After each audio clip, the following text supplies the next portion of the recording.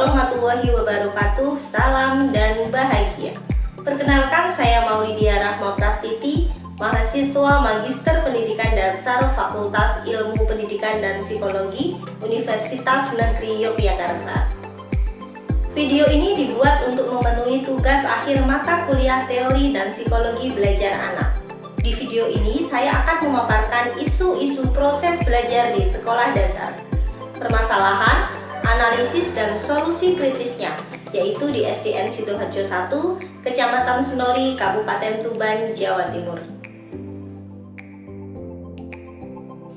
Salah satu isu proses belajar yang ada di SDN Sidoharjo 1 yaitu rendahnya hasil belajar mata pelajaran ilmu pengetahuan alam.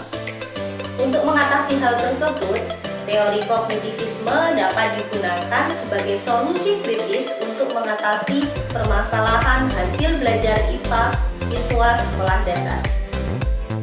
Pencapaian kompetensi pada suatu satuan pendidikan dilaksanakan melalui kegiatan pembelajaran.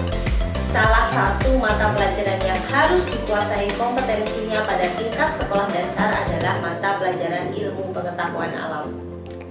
Mata pelajaran IPA menjadi mata pelajaran yang bertujuan mengembangkan pengetahuan dan pemahaman konsep-konsep IPA yang bermanfaat dan dapat diterapkan dalam kehidupan sehari-hari.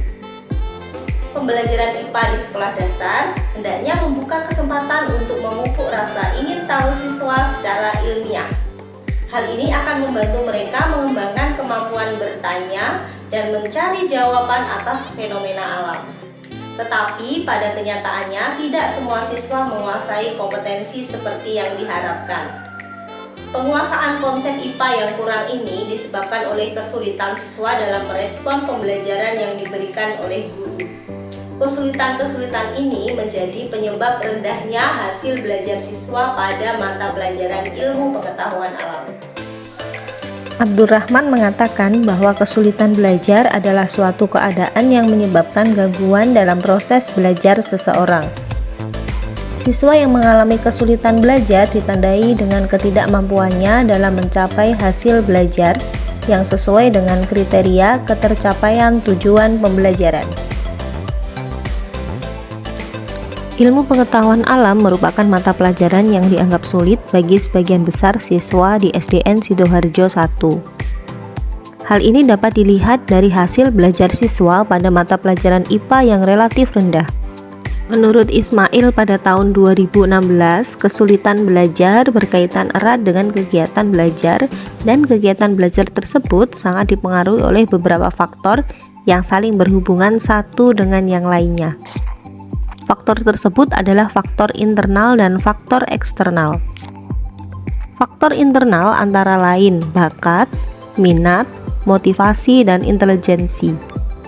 Sedangkan faktor eksternal meliputi fasilitas, guru, sarana prasarana, serta aktivitas siswa. Minat memiliki pengaruh besar terhadap belajar. Karena bila bahan pelajaran yang dipelajari tidak sesuai dengan minat siswa, siswa tidak akan belajar dengan baik karena tidak ada daya tarik baginya. Sebagian besar siswa menyatakan bahwa minat terhadap pelajaran IPA rendah dikarenakan IPA merupakan pelajaran yang rumit.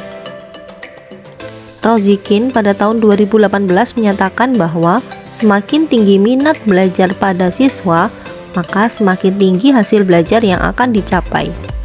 Salah satu penyebab kurang minatnya siswa dalam pelajaran IPA yaitu metode atau strategi pembelajaran IPA yang kurang variatif dan pada akhirnya menyebabkan rendahnya hasil belajar siswa. Berbagai cara atau teori pembelajaran dilakukan agar dapat mencapai tujuan pembelajaran. Adanya teori belajar bertujuan agar setiap pembelajaran yang berlangsung dapat berdampak bagi siswa. Kegiatan pembelajaran memerlukan adanya teori belajar. Teori belajar ini sangat penting untuk berlangsungnya pendidikan. Teori pembelajaran merupakan sebuah landasan terjadinya suatu proses belajar dan mengajar yang menuntun terbentuknya kondisi yang baik. Oleh karena itu, sebuah teori belajar akan memberikan kemudahan dalam menjalankan kurikulum dan model-model pembelajaran yang akan dilaksanakan di sekolah. Teori belajar Brunner termasuk dalam teori belajar kognitivisme, yaitu merupakan teori belajar yang menjelaskan bahwa tingkah laku seseorang ditentukan oleh persepsi atau pemahamannya tentang situasi yang berhubungan dengan tujuan-tujuannya. Proses pembelajaran IPA menggunakan teori belajar Brunner pada dasarnya adalah membentuk manusia untuk menciptakan individu agar mampu mempelajari dan mudah memahami suatu materi berdasarkan penemuannya. Brunner menjelaskan bahwa belajar bermakna hanya dapat terjadi melalui belajar penemuan. Pengetahuan yang diperoleh melalui belajar penemuan bertahan lama dan mempunyai efek transfer yang lebih baik. Begitu pula yang dilakukan pada pembelajaran ilmu pengetahuan di sekolah dasar. Belajar penemuan meningkatkan penalaran dan kemampuan berpikir secara bebas dan melatih keterampilan-keterampilan kognitif untuk menemukan dan memecahkan masalah. Teori Brunner seringkali dikenal dengan nama discovery learning, yang pada penerapannya meliputi pembelajaran berbasis lingkungan yang dilakukan agar anak mempunyai rasa peduli terhadap lingkungan. Proses belajar akan berjalan dengan baik apabila materi pelajaran dapat berkesinambungan atau saling terkait dengan kognitif yang sudah dimiliki oleh siswa. Discovery yang dihasilkan Brunner dapat memberikan masukan yang sangat besar bagi perkembangan ranah kognitif siswa.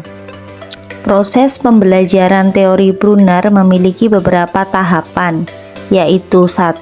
Tahap enaktif, 2. Tahap ikonik, dan 3. Tahap simbolik.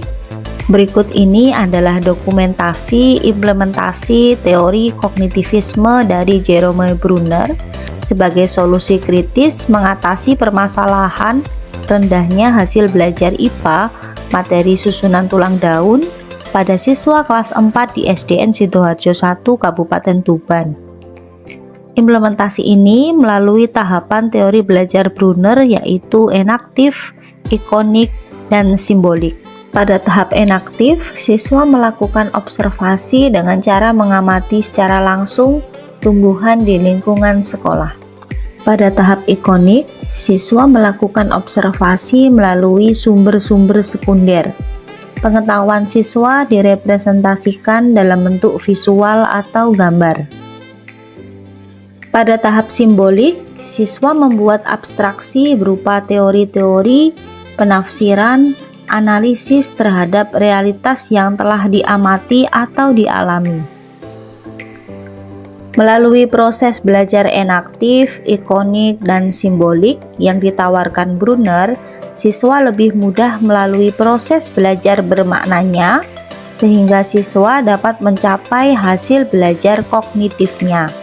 Dengan penerapan teori belajar Brunner, akan membantu dengan cepat bagaimana hasil belajar dapat dengan mudah dicapai meski banyak mengalami gangguan dalam kondisi belajar.